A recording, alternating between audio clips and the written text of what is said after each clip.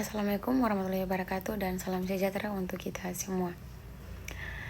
Pertama-tama yang terhormat Ibu Dr. Siti Barora Sinai SHMH selaku penanggung jawab mata kuliah Hukum Agraria. Terima kasih atas kesempatan yang diberikan kepada saya. Perkenalkan, nama saya Asria Asmadun. Saya adalah mahasiswi Fakultas Hukum semester 3 kelas A. Dalam video kali ini, saya akan memenuhi syarat UAS Hukum Agraria, maka dari itu, izinkan saya untuk menjelaskan sedikit materi yang terkait dengan pembahasan tema yang saya angkat. Sebelum dari itu, kita membahas tentang pengertian hukum agraria. Hukum agraria adalah serangkaian kaidah dan hubungan yang mengatur hak penguasaan atas bumi, air, ruang angkasa, dan kekayaan alam yang terkandung di dalamnya. Hukum agraria mengatur hubungan antara orang, yaitu termasuk badan hukum, dengan bumi, air, ruang angkasa, dan kekayaan alam yang terkandung di dalamnya. Kemudian ada juga asas-asas hukum agraria. Hukum agraria memiliki beberapa asas, yaitu 1.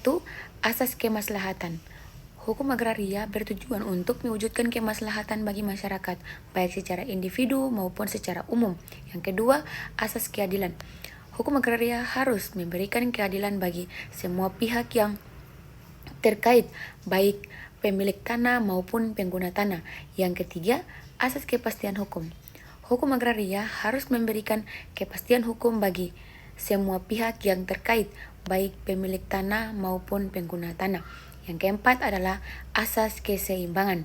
Hukum agraria harus menjaga keseimbangan antara kepentingan pemilik tanah, pengguna tanah, dan kepentingan umum. Kemudian, hak atas tanah. Hak atas tanah adalah hak yang memberikan wewenang kepada seseorang atau badan hukum untuk menguasai, menggunakan, dan memanfaatkan tanah. Hak atas tanah dapat dibagi menjadi dua, yaitu hak milik dan hak atas tanah. Hak atas tanah lainnya. Hak milik adalah hak yang paling tinggi atas tanah. Hak milik memberikan wewenang kepada pemiliknya untuk menguasai, menggunakan, memanfaatkan, dan memiliki tanah. Hak milik dapat dipindahkan, diwariskan, dan dijaminkan. Hak atas tanah lainnya. Hak atas tanah lainnya adalah hak yang memberikan wewenang kepada seseorang atau badan hukum untuk menguasai, menggunakan, dan memanfaatkan tanah, tetapi tidak setinggi hak milik. Hak atas tanah lainnya dapat dibagi menjadi beberapa macam, yaitu hak guna usaha atau HGU. HGU adalah hak yang diberikan kepada seseorang atau badan hukum untuk menguasai dan memanfaatkan tanah untuk usaha pertanian, perkebunan, perikanan, dan peternakan. HGU dapat diperpanjang atau diubah menjadi hak milik. Kemudian, hak guna bangunan atau HGB. HGB adalah hak yang diberikan kepada seseorang atau badan hukum untuk menguasai dan memanfaatkan tanah untuk bangunan. HGB memiliki jangka waktu selama 20 tahun dan dapat diperpanjang 2 kali masing-masing selama 20 tahun.